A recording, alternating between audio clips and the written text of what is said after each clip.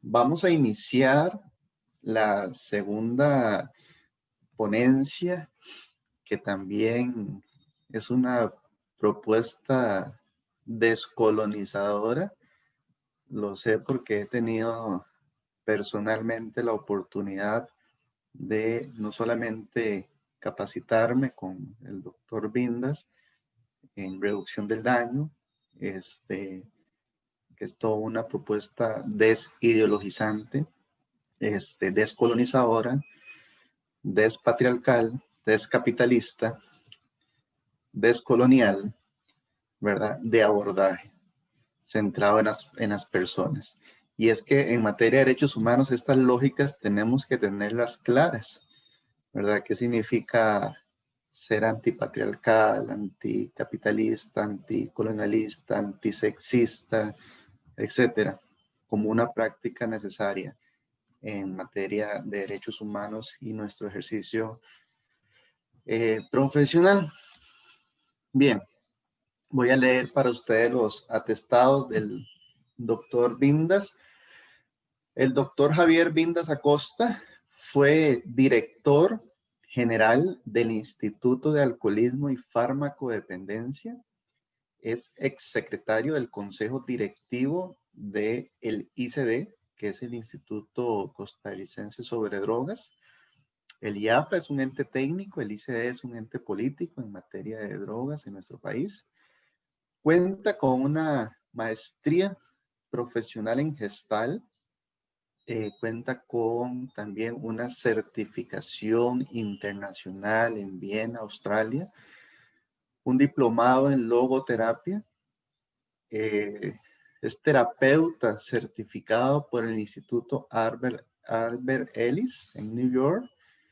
En terapia racional emotiva conductual en CETREC.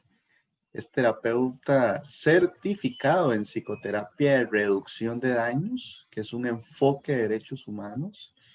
Esto lo obtuvo en la Universidad Living University de Santa Paula. Es terapeuta certificado en entrevista motivacional por Puerto Rico. Tiene estudios de filosofía en la Universidad de Costa Rica y es profesor de la maestría en el estudio de las adicciones de la UNED y profesor invitado de CETREC. Fue profesor de la Escuela de Psicología también de la Universidad Latina. Ahí participó en el diseño y la coordinación del técnico en manejo de conductas adictivas que desarrolló la Universidad Latina. Y ha producido artículos científicos y de divulgación sobre consumo de sustancias psicoactivas, familia del usuario. Doctor Vindas, gracias por aceptar la invitación, gracias por la generosidad de su tiempo, compartir experiencias y conocimiento, y le brindamos el espacio.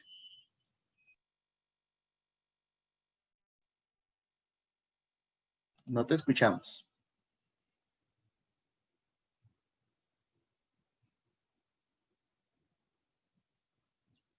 Ahora sí. Ahora sí, ok. Bien, entonces decía, muchas gracias por la invitación, primero a la comisión y luego al colegio, y sobre todo por este espacio, ¿verdad? Porque además de estar escuchando a la doctora Erazo, terminé muy energizado y voy a seguir la línea de lo que planteó la doctora. Saludos a todas, todos y todes. Y entonces voy a hablar un poco, a disertar sobre derechos humanos y consumo de sustancias psicoactivas. Para iniciar, yo pienso que los derechos humanos son una referencia fundamental en el debate ético, económico, social y geopolítico actual, y en nuestro caso, un motivo para repensar las acciones de la psicología como una praxis que refleja una ideología oficial, tanto en sus enfoques como en sus métodos y técnicas, y en específico en el acompañamiento de las personas que usan sustancias psicoactivas.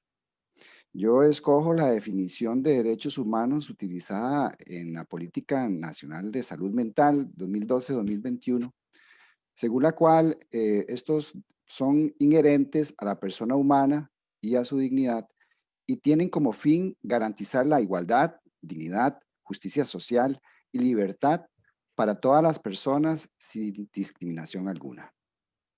Los derechos humanos no solo son patrimonio del mundo jurídico legal, sino que deben ser aplicables en todos los ámbitos de la vida y especialmente en las prácticas de los profesionales de salud. En ese sentido, Amartya Sen plantea que los derechos humanos son reivindicaciones éticas generales, vinculadas a las libertades humanas y no reducibles a la legislación. Sen plantea que no se tiene que legislar sobre todo derecho humano para reivindicarlo. Los cambios pueden propiciarse, como bien expuso la doctora Erazo, por vía de denuncia, por vía crítica o por divulgación en los medios de comunicación o en debates públicos como este que está propiciando el Colegio de Profesionales en Psicología. Y extrapolando todo esto a la psicología, podemos realizar estas reivindicaciones en las prácticas clínicas, en las prácticas comunitarias, en las prácticas urbanas, en las prácticas sanitarias y en las prácticas educativas. La Organización Mundial de la Salud, en el Informe Mundial sobre Drogas del 2020, indica que la consideración de los derechos humanos de los usuarios de sustancias psicoactivas incluye los problemas y retos vinculados a cuestiones estructurales, y esto me parece que es muy importante porque precisamente en esa dirección va lo que se llamaba como descolonización. Entonces decía que la Organización Mundial de la Salud reconoce que los problemas de los usuarios de sustancias psicoactivas incluyen los problemas y retos vinculados a cuestiones estructurales en un contexto global aquejado por la distribución desigual de los recursos y la gravedad de las condiciones de vida para muchas personas y en particular para grupos minoritarios. Por ejemplo, las personas usuarias de sustancias psicoactivas y las que portan patología dual y otros trastornos mentales. Las mujeres, las minorías étnicas que la doctora Erazo nombraba, los inmigrantes, los grupos sexualmente diversos y las personas desplazadas por los conflictos armados o los desastres, que a la larga, según las investigaciones, sobre todo las investigaciones nacionales, son las poblaciones que consumen más sustancias psicoactivas en proporción, en relación con el consumo de la población general. En consecuencia con estos elementos socioeconómicos, Helio Gallardo, filósofo chileno que reside en Costa Rica desde hace más o menos como unos 20 años y profesor de la Universidad de Costa Rica, considera que el fundamento de los derechos humanos son estas transferencias de poder que se producen entre los grupos sociales, así como las instituciones en que se articulan y las lógicas que inspiran las relaciones sociales. Es el Estado el responsable de reivindicar los derechos humanos. De ahí que Thomas Pogge plantee lo que se llama falta de respeto oficial. La falta de respeto oficial es la violación de derechos por parte de los gobiernos, instituciones o representantes de los mismos, la cual, extrapolándolo al fenómeno droga, lleva a tres elementos. El primer elemento es la promulgación de políticas públicas sin la participación activa e influyente de las personas usuarias de sustancias, tal como lo decía la doctora Erazo con respecto a las poblaciones indígenas, ¿verdad? Que se toman decisiones sin considerarles sus saberes. Segundo, no se respeta la posibilidad de toma de decisiones y capacidades de las personas usuarias en la conformación de los planes y procesos terapéuticos. Sobre esto voy a ahondar un poco más adelante. Y tercero, la criminalización de los usuarios de drogas ilegales cuando son abordados por los estamentos policiales desde una visión punitiva moral, alejándose de una visión con enfoque de salud pública. A este respecto, el pensador brasileño Boaventura de Sousa Santos plantea que la mayoría de la población mundial no es sujeto de derechos humanos, sino que es el objeto de los discursos de derechos humanos. Afirmación esta similar a la teoría de la implementación del abogado argentino Ricardo Lorenzetti, quien afirma que debemos tener en claro que lo que importa son los derechos efectivos, la eficacia de los derechos y no su mera declaración. Es decir, lo que es real es lo preciso, lo que se ejerce con acciones y deberes por parte de las autoridades. De otro modo, las leyes se convierten en declaraciones retóricas con pocas implicaciones efectivas, con alcances insuficientes en la vida cotidiana de las poblaciones vulnerabilizadas. Más aún cuando necesitamos tener una visión descolonizadora, como lo plantea Enrique Dussel, filósofo argentino-mexicano. Quien plantea que al ejercer una liberación política, económica, mental y científica del eurocentrismo y occidentalismo y responder a la problemática de derechos humanos desde la pluridiversidad e interculturalidad de los saberes ecológicos, como indica Boaventura de Sousa, de América Latina. En consonancia con lo anterior, el doctor Ignacio Dobles, psicólogo costarricense reconocido a nivel latinoamericano, enfatiza que una tarea central de la psicología es la potenciación de las virtudes populares, lo cual representa una validación del trabajo desde las comunidades y territorios.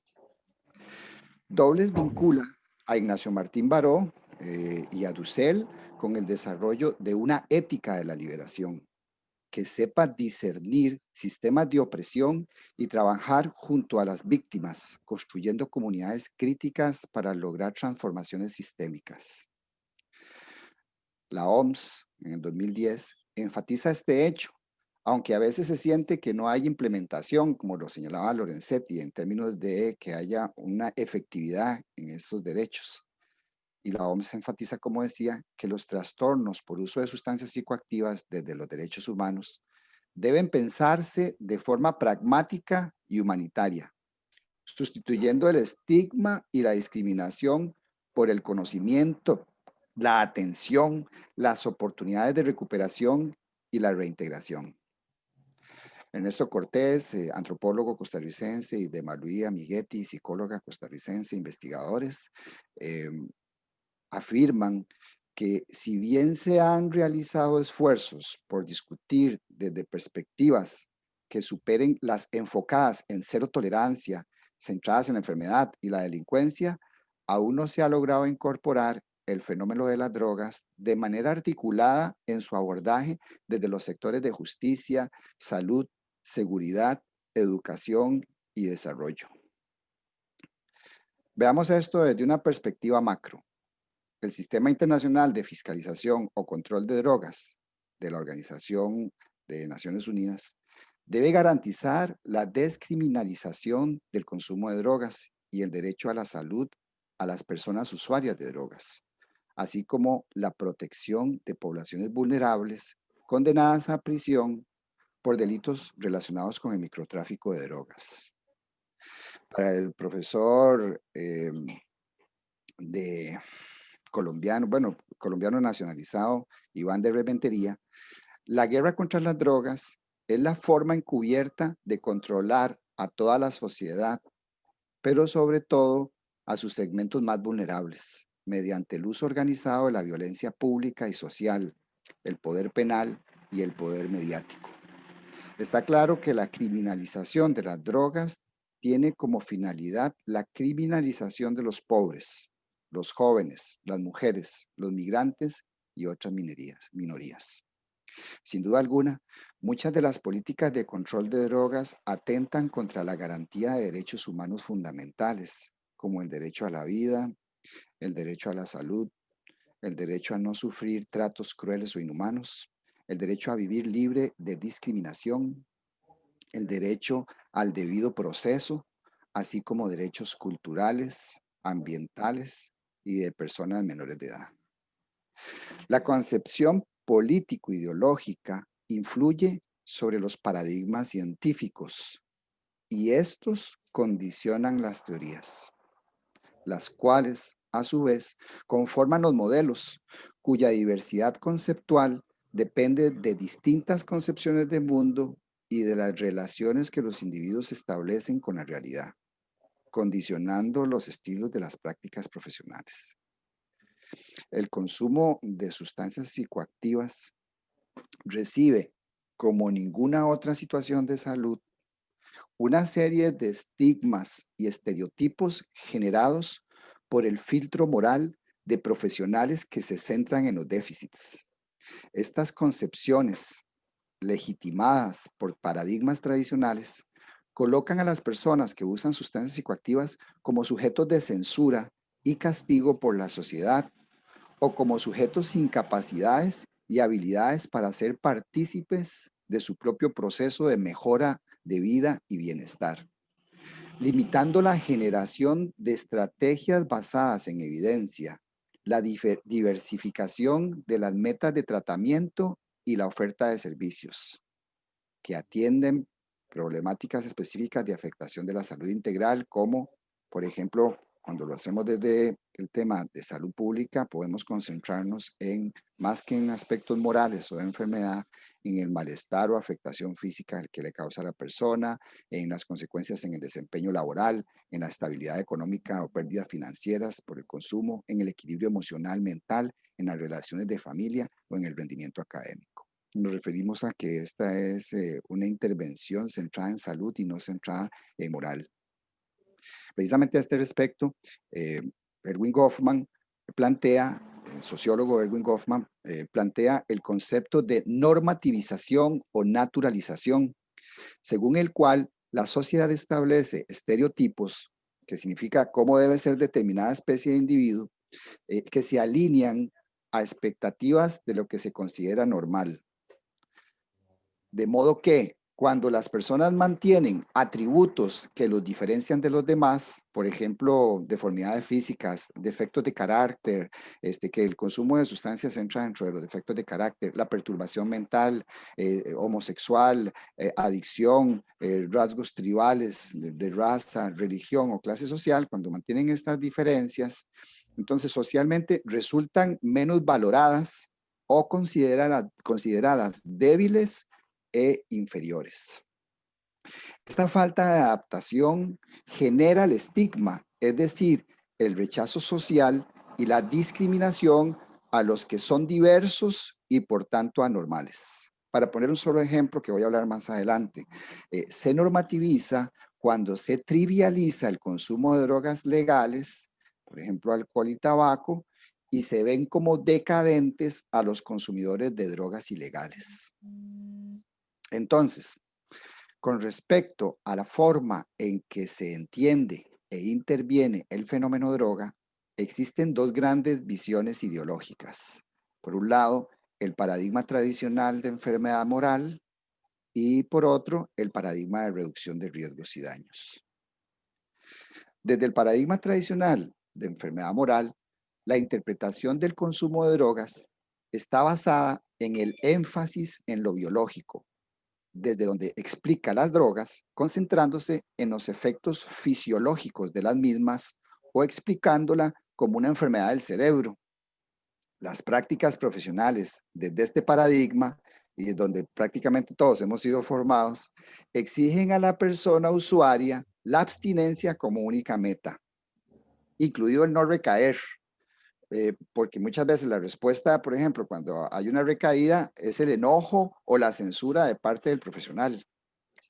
Todos estos prejuicios y juicios de valor llevan a violentar los derechos humanos de las personas, vulnerabilizando la dignidad de los usuarios de drogas y su capacidad de participación como agentes de su propio cambio.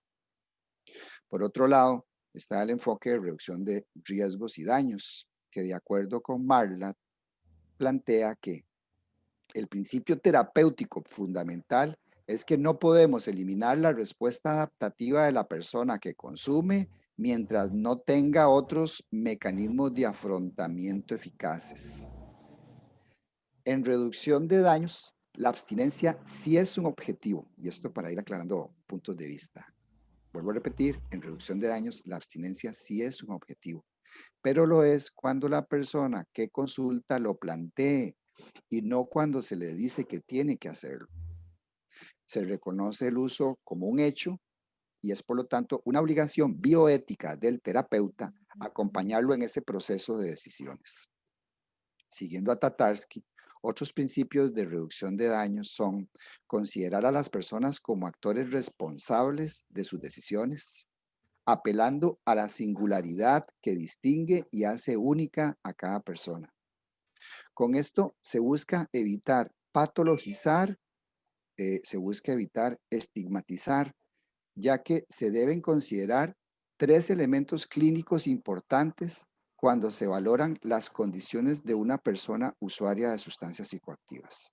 Primer elemento, el hecho clínico de que el uso de sustancias varía en un continuo de uso ocasional, consumo perjudicial o síndrome de dependencia según cada individuo. Dos, la motivación al cambio es fluctuante. Hoy la gente quiere cambiar, mañana no. Y el profesional tiene que saber leer eso. Es una obligación ética para trabajar en consumo de sustancias. Y tercero, la persona consumidora mantiene en un alto porcentaje otros trastornos comórbidos, es decir, las personas son muy heterogéneas. Tampoco desde reducción de daños se tiene una lectura centrada en los déficits, sino que se basa en las habilidades, además del respeto por las fortalezas de la persona que consulta y su capacidad para cambiar. La relación terapéutica con la persona es horizontal, de modo que el plan individual de acompañamiento se diseña en coproducción terapeuta-persona consultante. Al respecto de los usuarios de sustancias psicoactivas, existen mitos o estereotipos que profundizan el estigma y promueven su discriminación y pérdida de derechos humanos. Lo que Sandro Barata, abogado italiano, llama efectos secundarios, porque los efectos primarios son todos los que nombré en términos de efectos fisiológicos, desempeño laboral, efectos financieros, y los efectos secundarios son todos estos elementos, como bien decía la doctora Erazo, de representaciones sociales que afectan la opinión, la concepción de mundo que tenemos sobre las personas que consumen sustancias psicoactivas. Entonces, los estereotipos como efectos secundarios, según Barata, que han permeado los modelos tradicionales de atención en salud, se pueden sintetizar en 5 estereotipos y es lo que paso a analizar en este momento. El primer estereotipo es la diferenciación entre drogas legales e ilegales. Voy a analizarlo desde cómo estos estereotipos impactan en la relación que establece la sociedad, el sentido común y los profesionales con la persona consumidora de sustancias psicoactivas. Entonces, como decía, el primer estereotipo es la diferenciación entre drogas legales e ilegales. Segundo estereotipo, la diferenciación entre droga buena y droga mala. Tercer estereotipo, centrarse en el concepto de enfermedad. Cuarto estereotipo, considerar la abstinencia como único indicador de éxito terapéutico. Y quinto estereotipo, considerar la recaída como un fracaso. En cuanto al primer estereotipo, la diferenciación entre drogas legales e ilegales. Las investigaciones nacionales y mundiales indican que las drogas legales son las que están relacionadas con mayores problemas en la salud pública. Sin embargo, se hace más énfasis en las propiedades decadentes de las drogas ilegales, desde juicios morales y jurídicos, sin priorizar indicadores de salud de la población. Como señala la doctora Gisela Amador y Cortés y Ernesto Cortés, en un artículo sobre salud pública, la exministra de Salud, habla de que el problema principal al respecto de este estereotipo es que este enfoque no diferencia entre las sustancias, disculpe un momentico, el problema principal es que este enfoque no diferencia entre las sustancias que se consumen y los tipos de consumo, estereotipando a toda persona usuaria como un toxicómano o farmacodependiente, es decir, metiendo a todo el mundo en una sola casilla, a todos los consumidores en una sola casilla. De hecho, señala la doctora Amador, en el mismo artículo 79 de la ley 8204, se puede apreciar esta concepción que equipara el uso de drogas con la adicción y se promueve el tratamiento como único método para abordarla. Con respecto al segundo estereotipo, que es la diferenciación entre droga buena, droga mala, este hace énfasis en lo moral, cuando el criterio científico imperante es el de que ninguna droga es inocua. Estamos claros en que ninguna droga es inofensiva. Desde lo moral, siempre va a haber un binomio ineludible entre pecado, expiación de culpa. Cuando se habla del flagelo de la droga, se establece una relación entre, por un lado, el castigo divino, la droga como castigo por una sociedad pecadora, y por otro, se habilita una respuesta igualmente agresiva. El flagelo hay que combatirlo con medidas drásticas que depuren a la sociedad de este mal. Hacer diferencia entre drogas buenas y malas impide una posición científica objetiva que permita centrarse en la salud. Para poner un ejemplo de a qué nos referimos, por ejemplo, centrarse en la salud sería valorar a una persona que consume cannabis desde su individualidad y definir cuáles efectos tiene esta sustancia psicoactiva en su memoria o en su comportamiento psicomotriz o en su síndrome amotivacional o cómo influencia su proyecto de vida. Las valoraciones morales extrapolan los estigmas que se relacionan con el narcotráfico hacia las personas que usan sustancias psicoactivas ilegales, clasificándolos como individuos de segunda categoría y al mismo tiempo brindando un status quo de aceptación social a los que usan sustancias psicoactivas legales. El tercer estereotipo, que es el de enfermedad primaria, al respecto de este estereotipo hay que decir que la OMS sí define el consumo perjudicial y el síndrome de dependencia como un trastorno, pero lo anterior lleva a la tendencia a homogenizar a los usuarios, es decir, todos son iguales. Como dice Andrew Tatarsky, los vemos con una mirada de talla única, los metemos a todos en la misma casilla.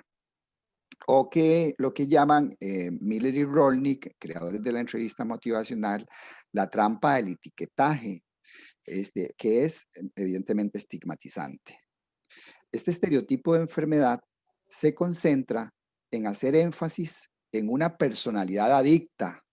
Entonces, siempre se dice, y así es como nos han formado, que la personalidad adicta tiene características sintomáticas de egocentrismo, de negación, que hay que confrontar y quebrar esa negación y ese egocentrismo, cayendo en una mala praxis que Miller y Rolnick llaman trampa de confrontación-negación. Además, hace énfasis en la pérdida de control y en la interpretación de que cualquier esfuerzo de control que la persona quiera tener es la manifestación patognomónica de la negación de la enfermedad. Contrario a este criterio de enfermedad, Miller y Rolnick probaron que para efectos del pronóstico no es necesario que una persona se reconozca como enferma adicta. Lo que sí es necesario es que la persona reconozca que tiene un problema de control con el consumo. Este estereotipo plantea que la enfermedad es progresiva, incurable y fatal, y se hace énfasis en la pérdida de control.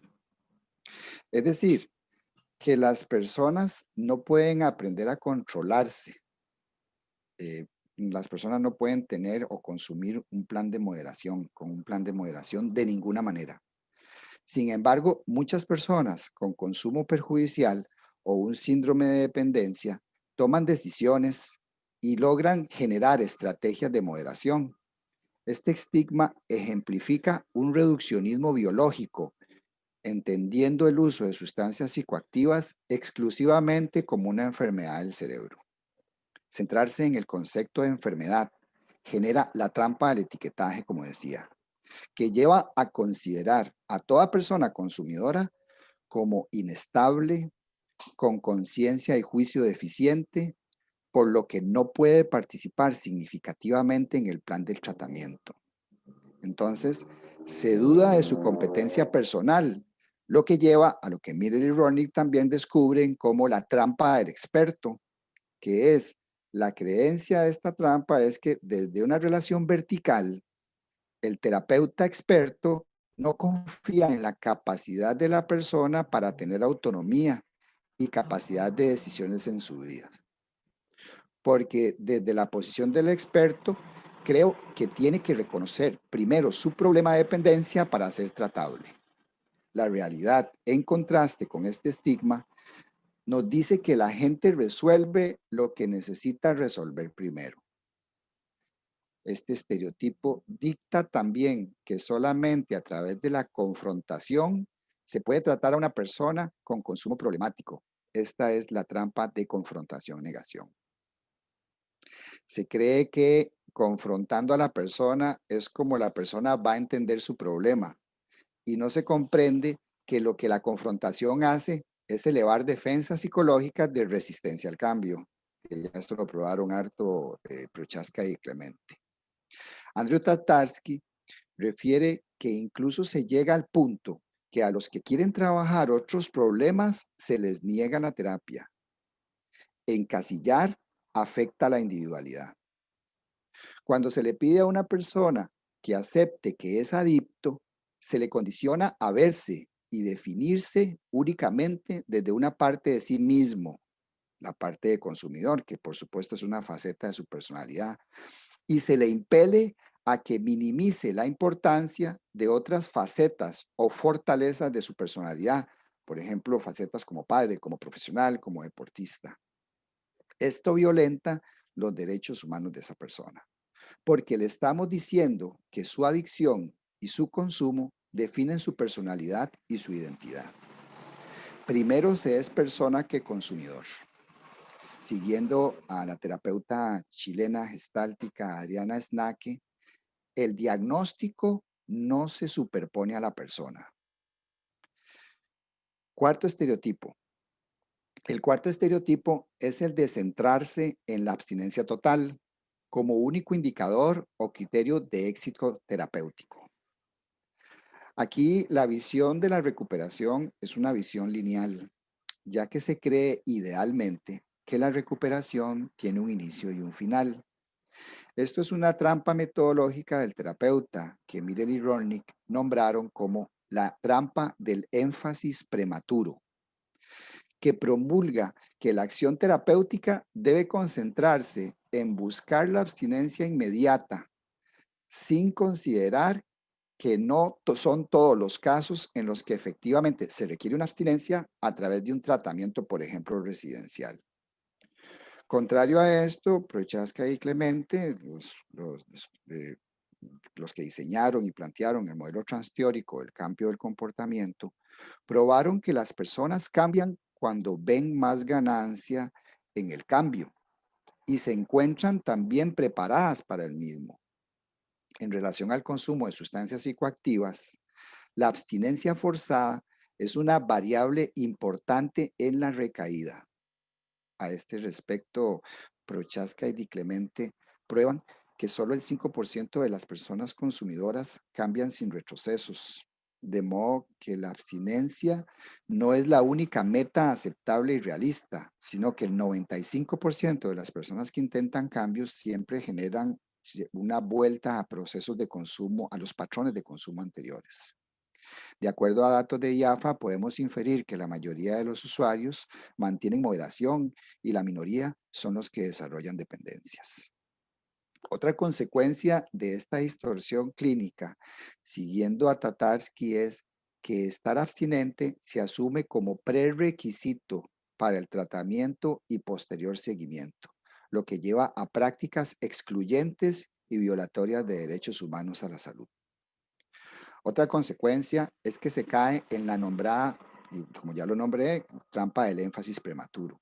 Esto es, por ejemplo, según Tatarsky, cuando al ofertar el servicio de terapia, lo que le pido primero a la persona es que detenga su consumo como condición para darle ayuda. Si no, no se la doy. Y esto sucede actualmente, ¿verdad? Explica que el uso de sustancias psicoactivas ha sido la única situación de salud donde se exige eliminar el síntoma para brindarle el tratamiento. Nadie le pide a una persona con un cuadro clínico depresivo o ansioso que llegue al tratamiento sin la depresión o la ansiedad. Con estas aseveraciones, no se autoriza a la gente con una dependencia a seguir en su dependencia.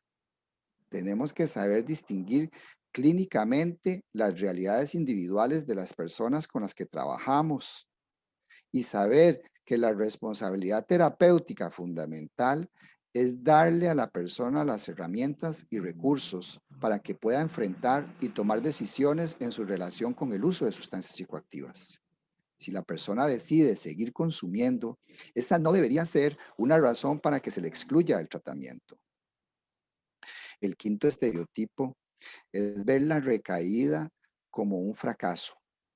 Los que recaen son desvinculados de la mayoría de los programas ambulatorios y residenciales, y esto es una realidad en Costa Rica y en Latinoamérica, lo que lleva a señalamientos y juicios morales condenatorios de parte de los equipos de profesionales, de la familia y la comunidad. Desde esta perspectiva, la recaída es indicadora de que no hubo ningún progreso o acciones valiosas que quedan descalificadas por la recaída, lo cual tiene un efecto de desmotivación en la persona que usa sustancias psicoactivas. Cuando la persona se ve a sí misma desde esta visión moral, recaída, fracaso, se genera lo que Alan Marlatt llamó el fenómeno EVA, que es el efecto de violación de la abstinencia, que produce culpa, vergüenza y desesperanza por atribuir la recaída a una debilidad interna en vez de una dificultad de aprendizaje para el manejo de los disparadores de ansiedad de consumo. Los que recaen representan la mayoría. Esta es una realidad clínica. La recaída es la norma, no la excepción. Bien, terminado este análisis y para concluir, quiero decir que la descriminalización y el enfoque de salud pública en el consumo de drogas por parte del Estado costarricense son estrategias que el gobierno debería dar a conocer y promover dentro del país, en la región centroamericana y por supuesto que a nivel latinoamericano. Pero aún queda mucho camino por recorrer con el fin de incorporar el enfoque de derechos humanos en el trabajo que realizan las instituciones que se encargan de elaborar y poner en práctica las políticas locales de control de drogas. Un enfoque de derechos humanos desde la psicología tiene un llamado a hacerlo desde un centramiento en salud pública, basado en la comprensión del fenómeno droga desde su arista del consumo como una ocupación humana que se basa en características contextuales de producto social, donde hay determinantes sociales de la salud, y como una construcción social donde se desarrollan todos estos estereotipos y estigmas y representaciones sociales, considerando en los aspectos histórico-políticos implicados y concentrándose en los efectos y consecuencias en la salud pública.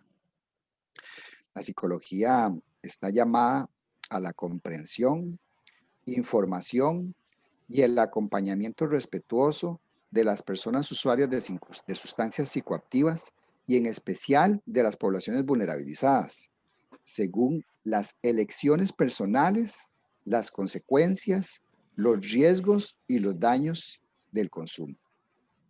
En esta exposición les he propuesto una forma alterna a la conocida, un acompañamiento empático, pragmático, alineado a las personas y no al revés, que pretende responder a las necesidades reales de la gente que usa drogas y que busca un acompañamiento y no una respuesta de talla única.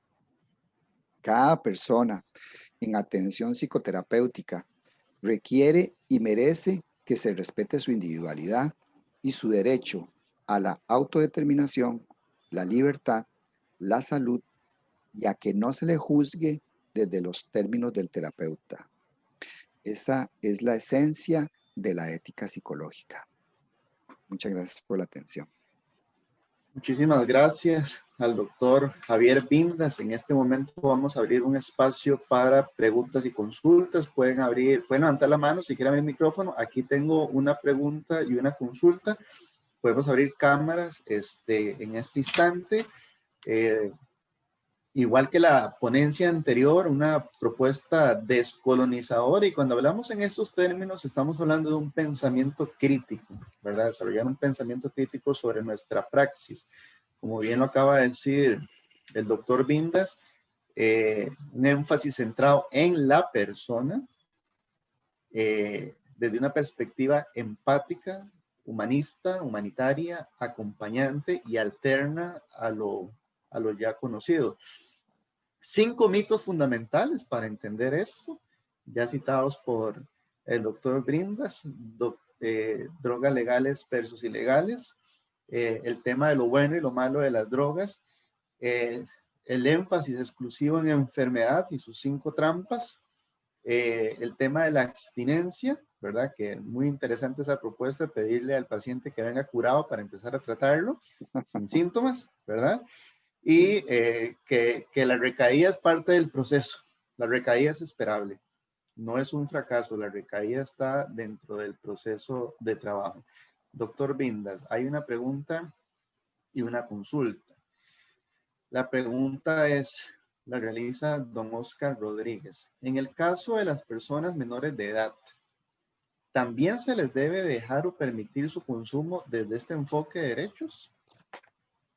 Claro, eso es muy importante porque la prevención desde reducción de daños y derechos humanos va en dirección de respetar todos los elementos relacionados con lo legal, ¿verdad?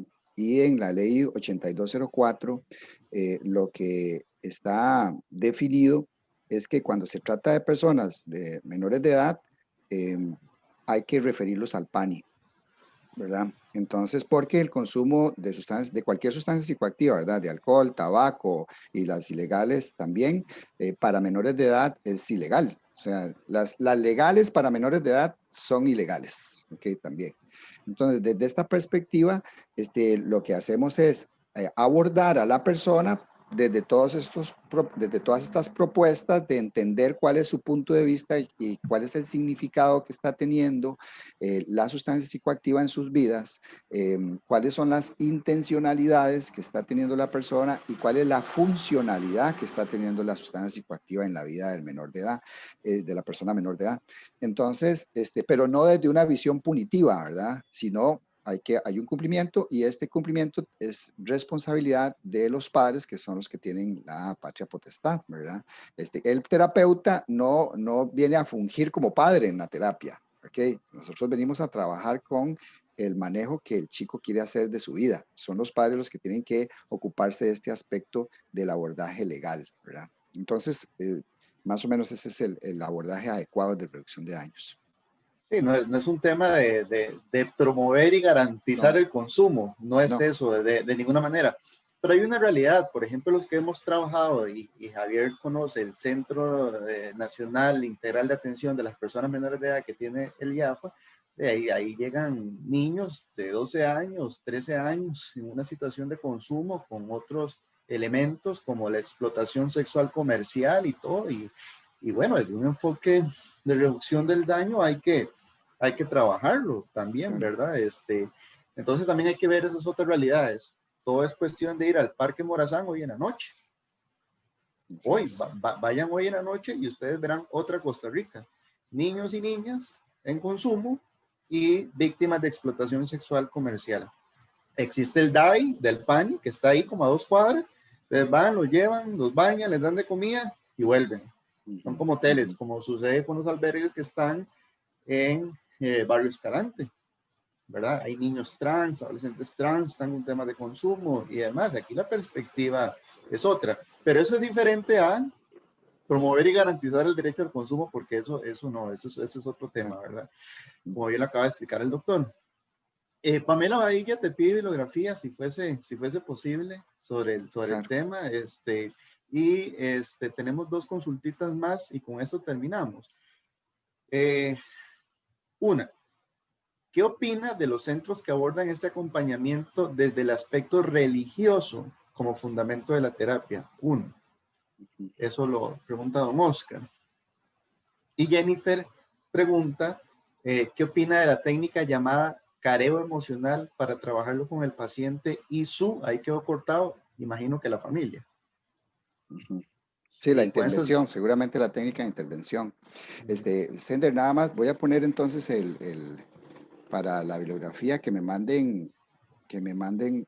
a poner el correo para que me manden sí, un correo sí, claro, y con adelante. mucho gusto les envío eh, Puedes poner literatura. tus datos de contacto también, porque el doctor Vindas atiende en Guadalupe y es el principal referente en este manejo a nivel técnico, ¿verdad?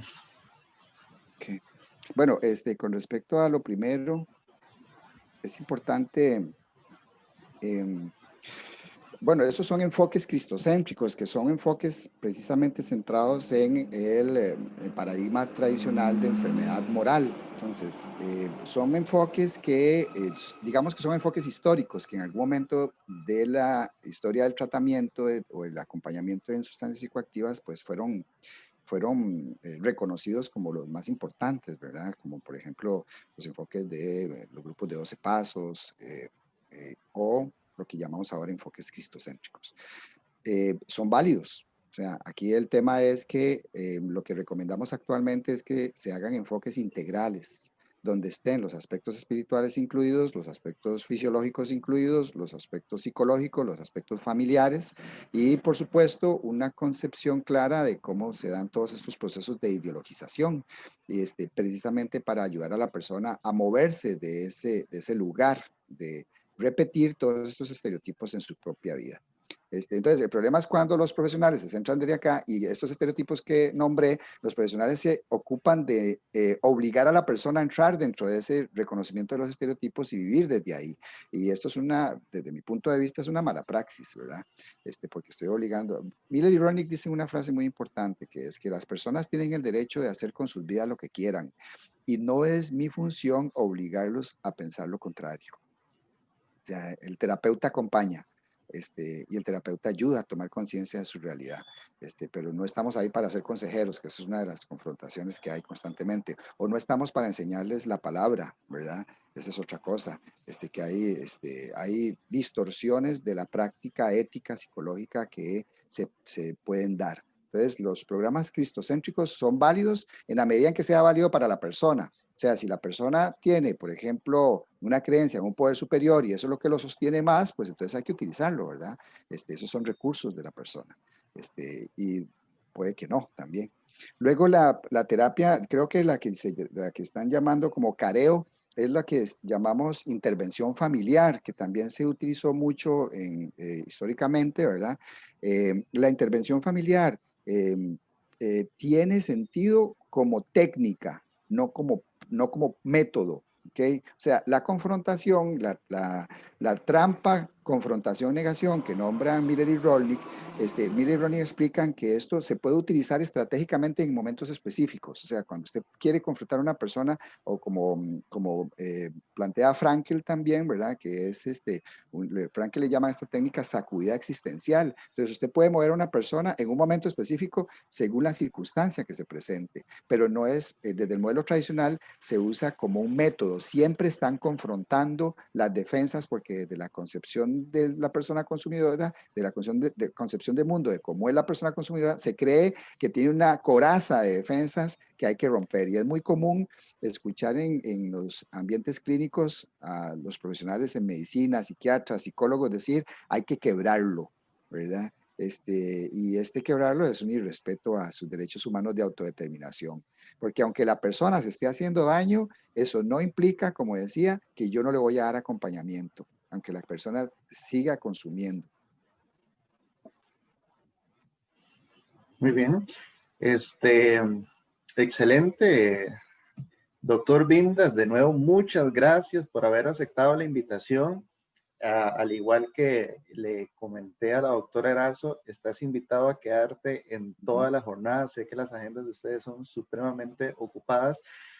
Pones en la mesa un tema complejo, difícil, que requiere otros manejos técnicos, pero claridad conceptual y epistemológica para poder abordarlos también, y siempre centrado en la persona, que es nuestro mayor interés en nuestro ejercicio profesional.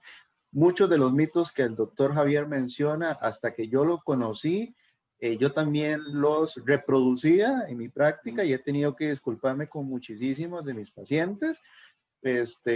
Y por dicha conocí este otro enfoque más humano, más empático, más desde las necesidades, desde la perspectiva de la persona, y eso lo agradezco en profundidad. Bien, muchísimas gracias.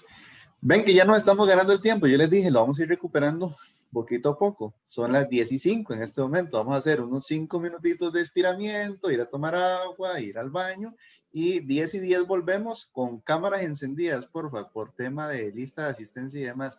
Muchísimas gracias.